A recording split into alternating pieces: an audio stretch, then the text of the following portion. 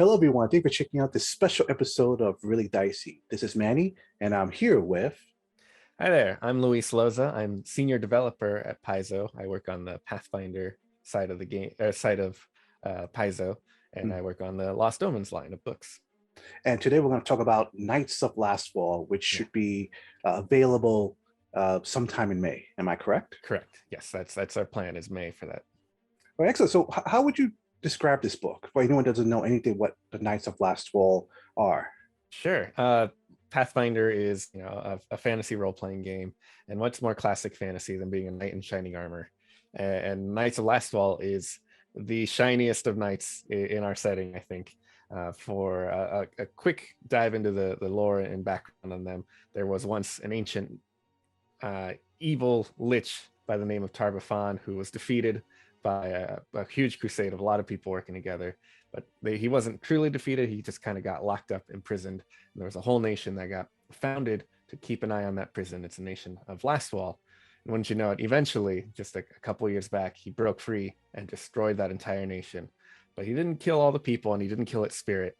And the Knights of Lastwall are what was left behind. These are the knights that survived and have decided to start over, try again. And rather than just trying to re-imprison him, they're going to put an end to all the evil that he and his minions and his lieutenants and everyone is bringing about in Galarian. So they are the noble knights, the valiant knights that are there to just destroy evil in all its forms. Before we get into deep into the book, which I know a lot of our viewers want to know, but I just want to ask first. So, what do you think is it about knights in our pop culture that we are fascinated by them? Like they're all over the place. I mean, King Arthur, even comic books like The Dark Knight, or Marvel's The Black Knight. Even in other role-playing games, Dragonlance has the Knights of Solamnia. What do you think is it about a group like this that entices people to know more about them? Well, one, I think a lot of players and a lot of people who enjoy different types of media. So if you're watching a movie or if you're reading a book, you like heroes, you like winning, you like seeing good triumph, right? And that doesn't necessarily mean that knights, in pop culture or the Knights of Lastwall don't have their own struggles as doing that. Every character has their struggles and challenges. But it's kind of good to sometimes just dive into just pure, honest, valiant heroes. Sometimes there's plenty of heroes that have dubious morality, the kind of scoundrelly anti-heroes, that kind of stuff. There's plenty of that every once in a while. And I think it got to a point where maybe that was more the norm than a classic hero. And that's always something to shoot for. As children, we're told stories about people who do good and are heroes like that, and that just kind of is cemented in us from a young age. We definitely explore other things, but it's nice to come back to something familiar or something that just feels nice. And another part of it, I think, is honestly aesthetically, knights in armor can look really cool, and there's a lot of variance on how that can look. There's your classic, plate mail with your helmet and your visor and everything, but there's different ways, having cool capes or big pauldrons. Think World of Warcraft, they have enormous sets of armor, or very sleek takes on armor, depending on what media you're looking at. You can be a knight that is clad in armor, and that can take so many different forms, and that's just always kind of a fun thing. Just the same way that you can have different looking barbarians, you can have different looking priests, different looking wizards. A knight, I think, is a broad enough archetype that you can look so many different ways and be a different knight. And then the word knight, I think, kind of just evokes someone that's willing to fight for what they believe in. And sometimes that's good, sometimes that's bad, sometimes it varies, but it's kind of fun to just see someone that sticks to their convictions as well. So chapter 1 is the introduction of the book, and pretty much gives you the whole history of the Knights of Lastwall. And I really like it because most stories don't start out as a tragedy. I mean, the Knights of Lastwall are defeated. They were nearly destroyed by the Whispering Tyrant. They were scattered at this point all over the place, to the point where people thought they were no longer functional as a group. But they're coming back. What can you tell us about this section? Yeah, I mean, like it says, it's an introduction. It's trying to get you into the mindset of what this book contains and also who these knights are. This might be a lot of people's first introductions into the Knights of Lastwall. We've dabbled in them here and there. We've mentioned that they exist in other books like our World Guide and things like that, but this is our first deep dive into them. And if you haven't been really paying attention, if you're more interested in our adventure paths and things like that, they haven't really shown up. So we want you to know who they are, what they've gone through, and what makes them interesting and worthy of an entire book. And I think what you mentioned there is really the big thing, is that they have already lost. They failed. That's just huge. So many groups, when they fail, they're wiped out. They're gone. That's it. That's the end of it. But they hold on. They stay strong. And that's, I think, really the key message, the key theme behind the Knights of Lastwall, is that they don't give up. They will keep fighting, even if it's just down to the last handful of knights. They're going to do what they can to stop as much evil as they can. And this whole introduction sets up their history, you know, who they were, maybe some of the flaws that mark their past as knights beforehand, or who the knights used to be before they got kind of reborn as Knights of Lastwall. And you know, where they're going from here on out, you can see that they are still a relatively disparate kind of group that's figuring out their footing, figuring out what they want to do. They obviously know they want to stop evil, but they can't just do it with the handful of knights that they have left. So they're working to gather allies, recruit new knights, and do their best to grow into a force that can finally put an end to the machinations of the Whispering Tyrant, and hopefully, you know, a lot of other evils are out there as well. And this introduction, you know, tells you how they're doing that, tells you how you join the Knights of Lastwall, you know, what your membership looks like and what that entails, the type of people that join up, and, you know, the allies that you'll be working alongside with. It's not just knights. You're going to work with other organizations that exist out there. You might work with the Pathfinder Society, you might work with the Magambia Academy. You know, there's lots of different people, you know, different faiths that come together just for this overall goal of doing good and furthering good and stopping evil. Would you say that what makes the Knights of Lastwall different from maybe other knights from either different role-playing systems or even just different stories in general is that they're kind of like almost like a modern day, I don't want to say the Avengers or the Justice League, but because it's not just when we think of knights in a role-playing game, we think of like fighters or just that just have a title. But it's not just fighters per se. It's anyone that's going to serve the cause. Yeah, I think most obvious, the most obvious connection would be King Arthur and the Knights of the Round Table, where they were knights from all over the place. They were important people from not just England. They were from, you know, from Scotland and you know, French knights and so on and so forth. Because the idea was, we want to work together, we want to do good together, as opposed to here's a specific order of knights that they have these strict rules, and, you know, only these people can join, and you have to have claim to a title or land or anything like that. At this point, they can't afford to deal with those kind of specifics. You know, they can't afford to gatekeep in that way. Anyone that's willing to help and anyone that's willing to do good, you can be a knight. You know, you might not necessarily actually wear armor and go into the fight, you know, with your sword and shield. You might be someone that is smithing the armor to help the other people that fight. You might just be a medic on the field. You might even just be cooking or cleaning up the camp, but you're still a member of the Knights of Lastwall. You're just as important as anyone else, because, you know, everyone working together is how this is going to help. And I think that is, you know, what makes it so exciting, I think, as a player character, as someone playing this game, is you can kind of join up at any time and never feel like you're not good enough for this thing, or you're not worthy of the title of a Knights of Lastwall. You can do good, and that's all that really matters. That's all the knights are looking for. Okay. In chapter 2, that's when you start getting into like what the factions are within the group. It's not just one thing per se. What can you share with us about this chapter? Sure. As I mentioned earlier, the Knights of Lastwall are kind of disparate. There's no official order. There's no official like structure to their membership. There are at best kind of larger themes and ideals and values that kind of keep certain knights together. So we have two main groups, as we call them, two main factions: the Shining Sentinels, which are there dedicated to protect others and help others. And they are your knights in shining armor. They're there to do the best to help others and protect others. And of course, they're going to take the fight to evil when they can. But if there is an attack on a town, they are more they care more about defending the people and helping them escape than they are immediately destroying the evil at any cost, right? You know, the innocent people are more important. Saving lives is more important. And the other side of the coin here, we have the Crimson Reclaimers, who are there to take the fight to the evil. They scour the Gravelands, which is the name of the nation of Lastwall, which is now destroyed and overrun with undead, thanks to Tarbafon. They go into the Gravelands themselves and take the fight to evil. And of course, they're going to rescue people and help people out while they do that. But they're the ones dedicated to just being true vengeance. They are the vengeful side of the Knights of Lastwall, just destroying evil as much as possible.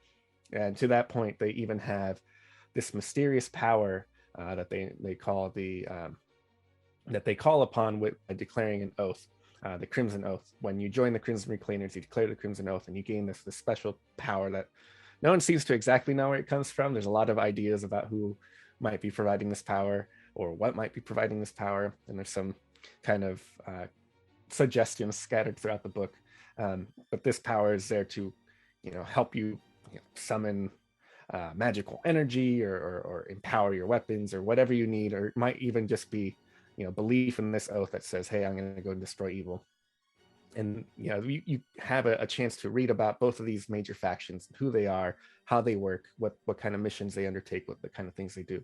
But in addition to that, there's a lot of smaller groups all throughout. Some of these might just have a handful of knights or a couple dozen knights, a couple of different camps working together, and those vary. Some are more focused on magic, some are more focused on rescuing people, some are more focused on just delivering messages and things like that.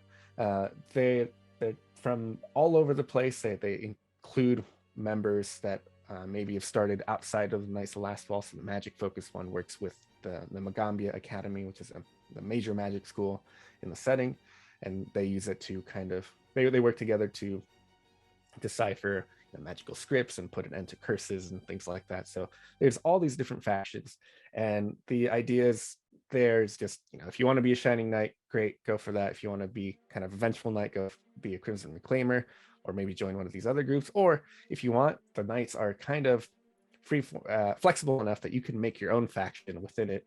That might just be your adventuring party. You and your 4 adventuring buddies make your own little faction and gain notoriety and bring other people together under a specific banner or a specific cause. That still is furthering the cause of good.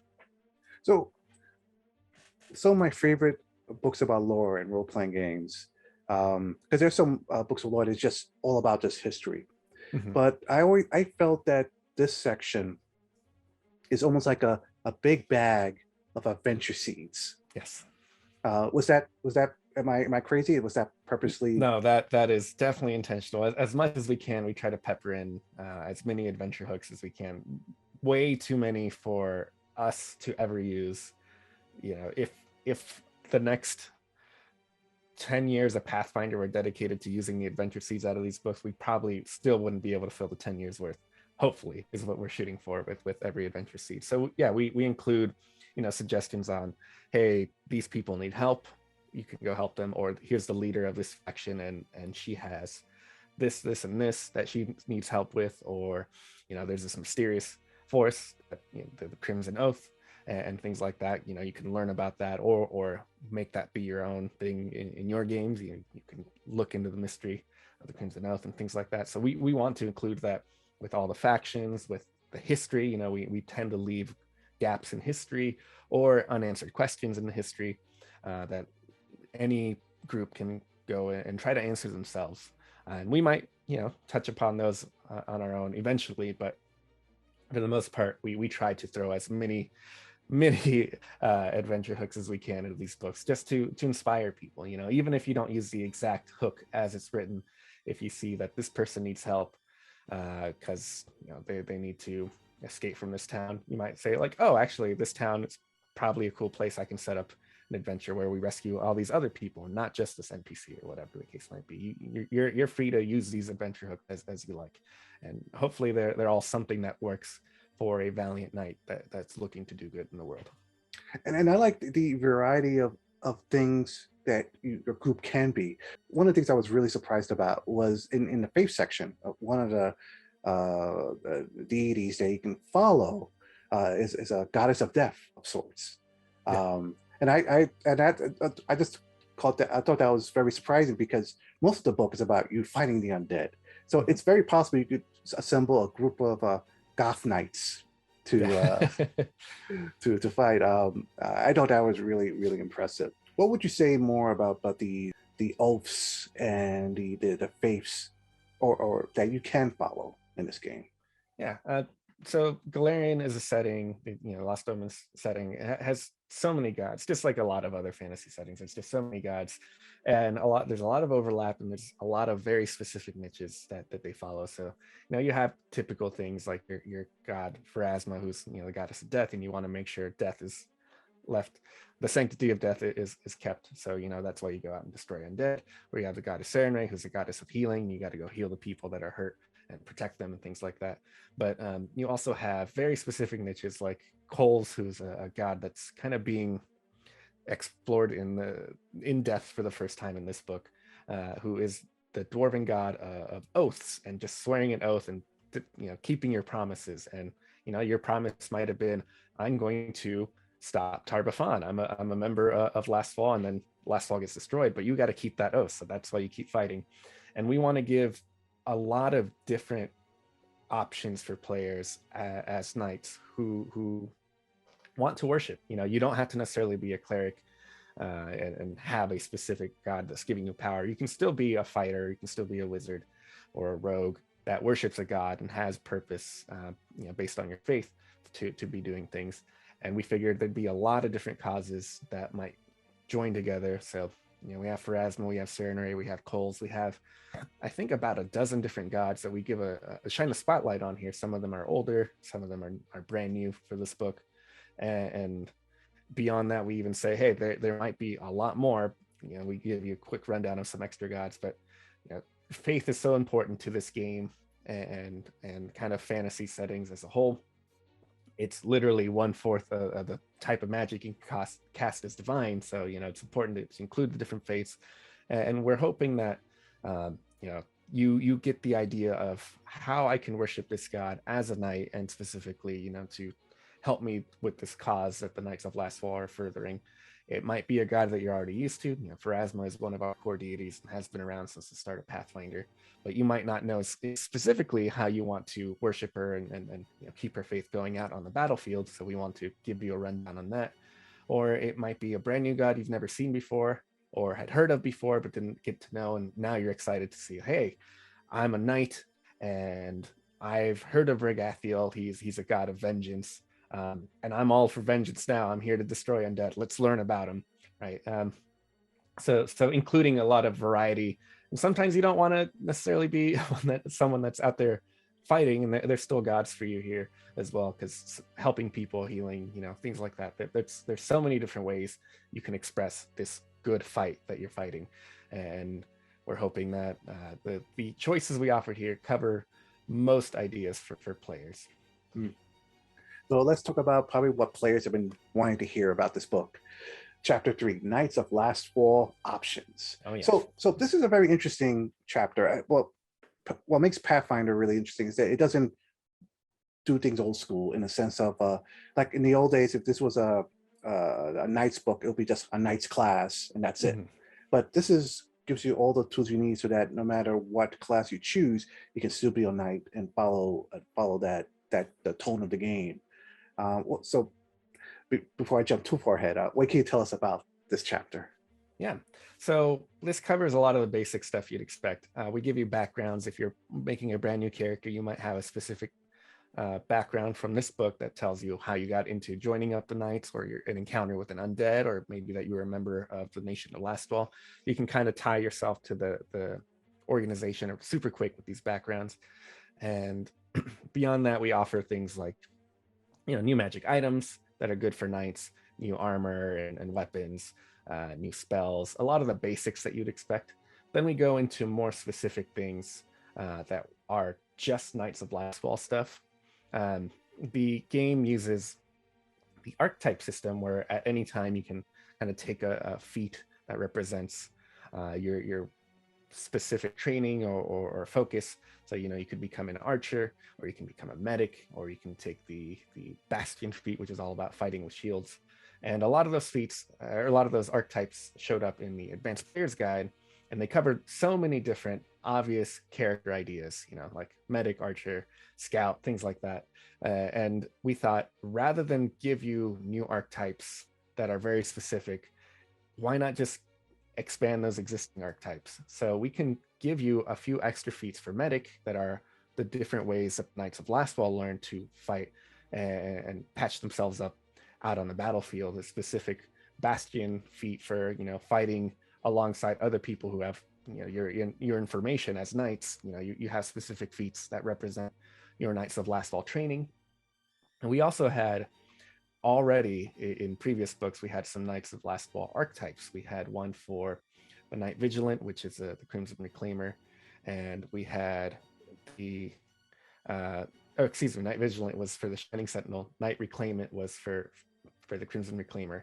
And we also had the Lastwall Sentry, which was, hey, you were a member of Lastwall. You might not have been a knight specifically, but you were there to help defend.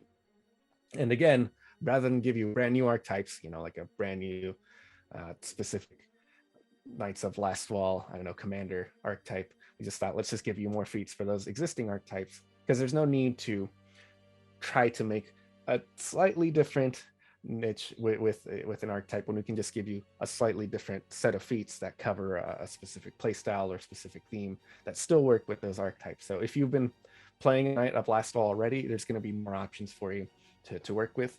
And if not, you know, this is your first time getting into it, you're going to have a lot to work with in terms of what you can take for your character. So, you know, we want to give you a lot of Knights of Lastwall flavor in ways that are already just kind of expanding what you already know from the game. So if I was running this game and I asked you to pick something from this section to be, what would you choose? Oh boy. I think I am a big fan of the Knight Reclaimant, which is the Crimson Oath worship, or the Crimson Oath following knights. So they have a lot of cool magic abilities that, even if you're not a spellcaster innately, you know, if you're not a wizard or a druid or whatever, you can get some magic from the power of the Crimson Oath. So there's a cool spell in there that you can get. Let me double check the name of it, which is called For Love for Lightning, because they have kind of these more romanticized names for, you know, the ideal of the Crimson Oath.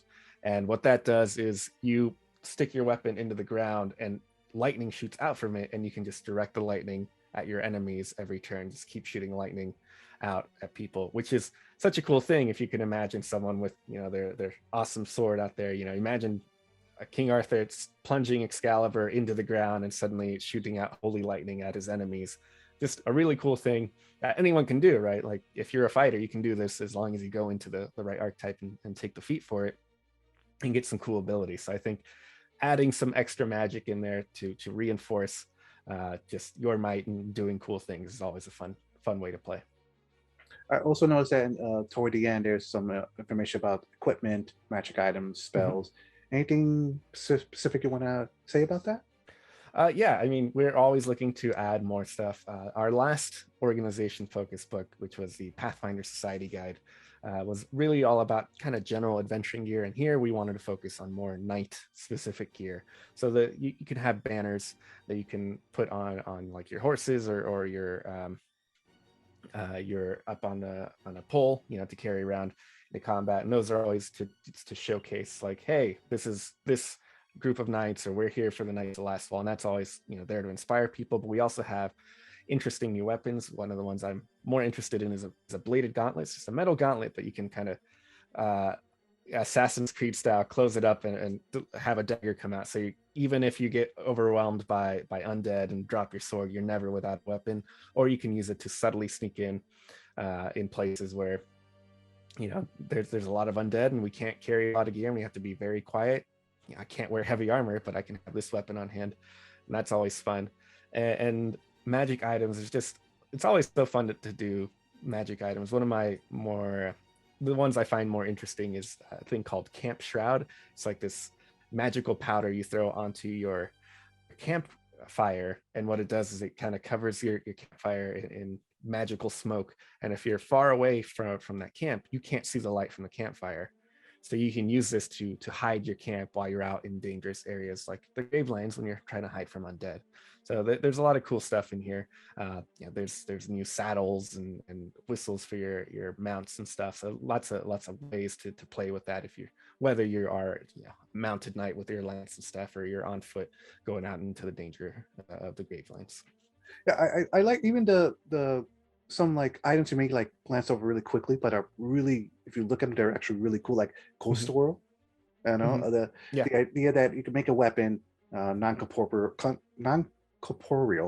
and use it only against like the undead, and doesn't work against the living afterwards for a bit. I thought that was like really creative, because it kind of makes you think the items not just like utilities to make your characters powerful, but these are like story devices almost in some ways. Yeah, absolutely. We try our best. In my mind, when I'm developing these books and asking for magic items, I try to have it either cover a fun way to play, like a fun idea, like, oh, this will be cool because it shoots out a bunch of bolts of lightning and that's a lot of damage and that's really fun.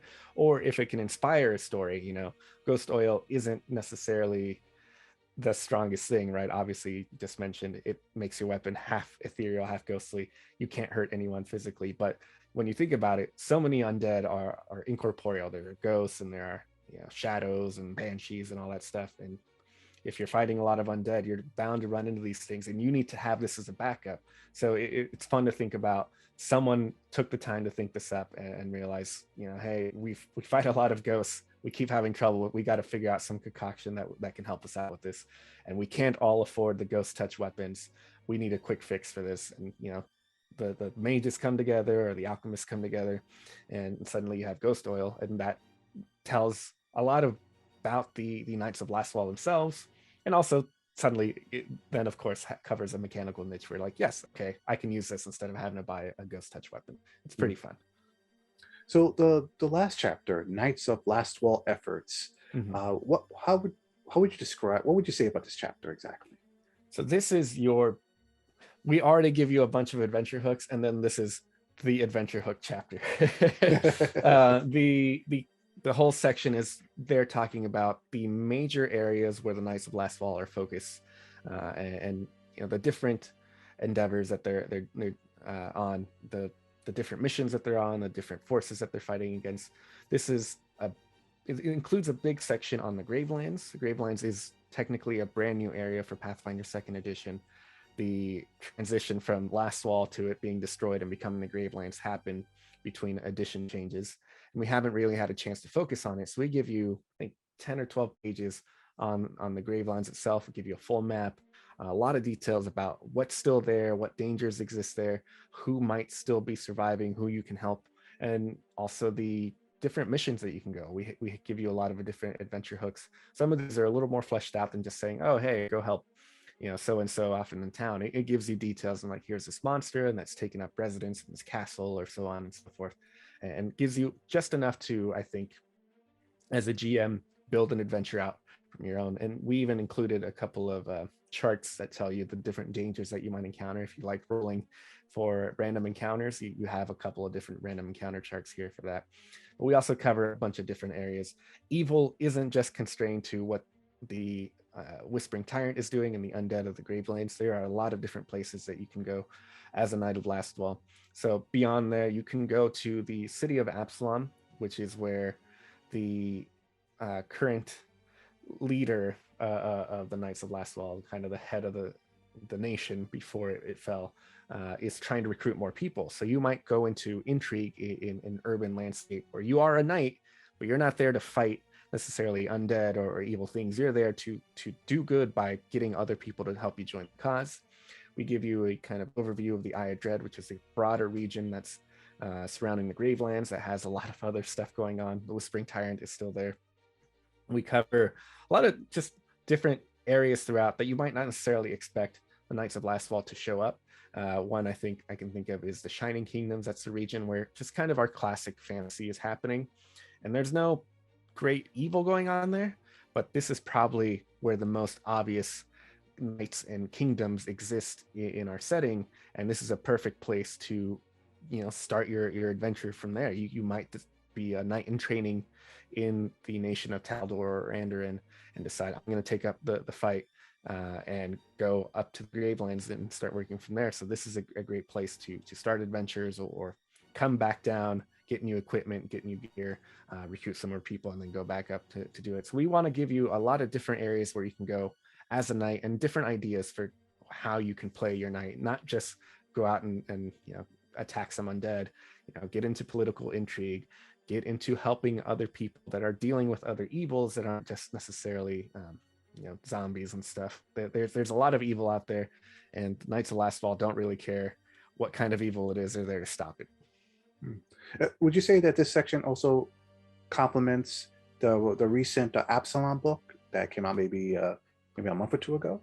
Yeah, it gives you more hooks from Absalom. So if you like what you're seeing there, it points you to Absalom. Obviously, go check that book out. But also, if you were interested in the plight of Ulthun II, who's there trying to recruit knights, it gives you a little information about that in the Absalom book, but you can learn more about what he's doing in this book and get a better idea of that. And then, of course, you get a better idea of the knights. And I think this book also is a great complement to the book that's coming out this month, which is Book of the Dead, which is all about, different undead and fighting all these different undead. There's no greater resource for foes than Book of the Dead right now. It's going to have, I don't know, like 100 pages or so of new monsters, which are ripe for Knights of Lastfall to take on right away. Whenever a book comes out, sometimes there'll be an adventure path series that will come out to follow it. Is there anything like that coming out for this book? There's not specifically for this. The Book of the Dead that I just mentioned does have an adventure for third level players. That is a perfect thing for knights to jump into. And not every Lost Omens book is there it has a connection to an adventure path. We do our best near the end. There's a section for other campaigns. If you're not going to Absalom or the Eye of Dread or the Gravelands, where else might you go? And it talks about how you can join up as an adventurer, as a Knight of Lastfall to other groups. So if you wanted to be a Knight of Lastfall, but the rest of your party, the rest of the players are like, oh, I'm going to play a wizard or a barbarian or whatever, and I'm not a Knight of Lastfall. You can still be a Knight of Lastfall, and here's how you can join up with a different adventuring group. So if you want to go play Abomination Vaults, or if you want to go play Strength of Thousands or whatever other adventure path, you can still be a Knight of Lastfall and jump into those. And we kind of try to give you the tools, or at least the thematic ideas on how you might join up for those adventure paths. So Knights of Lastfall can kind of go wherever. They can go into Pathfinder Society, Organized Play, or wherever you need them. Because, really, you're going to fight evil creatures in pretty much any adventure path or adventure that you get into. So a Knight of Lastfall kind of is at home in most anything. There is an upcoming adventure path called Bloodlords, which takes place in the nation of Geb, which is a nation ruled by a ghost and is full of undead. And honestly, the perfect place for the knights to go and try to put a stop to everything going on there. You don't play as good heroes in that adventure path, so it wouldn't necessarily be the best adventure path to play as a Knight of Lastfall. But if you pick up the Bloodlords adventure path, you might get a lot of information on the nation of Geb and have the perfect fodder as a GM to set up your own Knights of Lastfall campaign, where they go into the nation, infiltrate it, and liberate it from the undead grasp of the Ghost King Geb. Okay. So one last question. Is there anything else about the book that I haven't asked you about that you wanted to share? Oh boy, there's so many things in this book. So this book is 128 pages, which is the size of a lot of our books. And even then, it's feels like we pack so much in here that I never get enough time to talk about them. So one thing that I mentioned was the Crimson Oath, which is the mysterious source of power for the Crimson Reclaimers in the Knights of Lastfall. And there is an entire little page that's a little treatise, a little letter written by a character that's a member of the Knights of Lastwall. It's a little in-world letter that kind of tries to investigate the Crimson Oath and give you like, what is this thing? Where does it come from? And we've been teasing the Crimson Oath as, you know, a mysterious power for a few years now. And this letter, this section that you read, will give you more ideas about what it could be. It's not going to answer that question. And in fact, it might make you more confused or make you upset that it's suddenly up and answering or asking a lot more questions than you realize. But I think it gives you a lot of ideas on how you can decide what the Crimson Oath might be for yourself. And beyond that, I think I am a big fan of some of the figures, the specific NPCs that we give a focus here in this book. We want to cover, like, you know, the specific leaders and the important people that are members of the organization. So as a GM, you have people that you can immediately throw into your game to recruit new knights or give you missions or whatever. And, you know, these are obvious, you know, hey, here's a powerful cleric and here's the powerful knight and so on and so forth. But the one I really like most is an entry for a couple. They are a gnome and a halfling by the name of Buttons and Fen Tunwalker, and all they are is just like, really, they're older. They're up there, and I think they're middle aged or older at this point. And, you know, they have gray hair in their artwork, but they're just a very happy couple that met fighting on the battlefield, fighting the good fight, and fell in love. And now they're just kind of the nice aunt and uncle that try to take care of everyone else in the Knights of Lastwall. And whenever you fall in love and you want to get married, if you're a knight, you try to get the blessing from the Tunwalkers to bless your marriage, because it's good luck. And it's just kind of a cute little thing that, like, not everyone who's part of this is there fighting or you know, being a big tough knight. Sometimes, you know, you can be more focusing on the delicate, you know, gentle aspects of knighthood and stuff. You know, chivalry was a big thing in knighthood, and so love and stuff like that is still very important among the knights. And we like to show that with some of the NPCs, and, you know, they're cute. It's great. Excellent. So again, this will be coming out in May of 2022. Looking to release that May 25th. Luis, thank you so much for taking the time to talk to us about this book. I'm really excited about it. I love books like these that helps groups that when they're not too sure what they want to play, there's options or stories available that they can join in on. And can I ask you a question about the book real quick? You read the whole book, right, at this point, or yeah. most of it? Yeah. What did you like the most? You know, you're a player, you're a GM. What did you like most about the Knights of Lastwall? Oof. Okay. Let me go back. Or one thing that you liked a lot, at least. What I like best about the book in general is that it doesn't fall into what I call the tropes and the norms. Yeah. You know, when I first heard about this book, I feel like, oh, okay, you know, group of knights and some information about it, but no, this is every chapter that you have here keeps breaking the stereotypes of what you can play exactly, you know, in this world, and I like that a lot. I feel like this book really gives players the feeling like they can be anything they want, you know. The fact that correct me if I'm wrong, but the fact that the cover of this book is a trans woman. Yeah. You know, it's correct me if I'm wrong. I don't think any role-playing book has ever done that before, unless. I mean, I don't know any major role-playing game that's put a trans woman on the cover. So, you know, so that's amazing. I'm surprised, like, more people, not more media outlets, also saying like, wow, this is to me, it's historical. But this is, again, it's just the idea that you can be or play anything, and you can the options of what types of groups you can play. You don't have to be the type of, you know, lawful good paladin like or champion like type of knight. You could there's so many options available for that. And that's awesome. I'm glad that came through, because that's really what we were shooting for. Yeah. So that's what mainly, like, for me, like this. I'm excited because I want to. There's a group of players that I'm working my way on converting them to Pathfinder. Yeah. But there's just so much about the world they don't know, and they're big into lore. If you can, so like this is something like, hey, look at this, and they can see like the variety of things you can play, you know. And if you were like, oh, I really wanted to play a wizard, but you know, wizards are knights, like, oh, not anymore, not not with this book. So I just, that's what I like best about it. It's the amount of options for game masters and players to have, and it's only 128 pages. I keep thinking this is more because there's so much information in here, but it's actually a decent sized book, which is, to me, that's still very amazing how much you packed into this. Yeah. Thanks so much.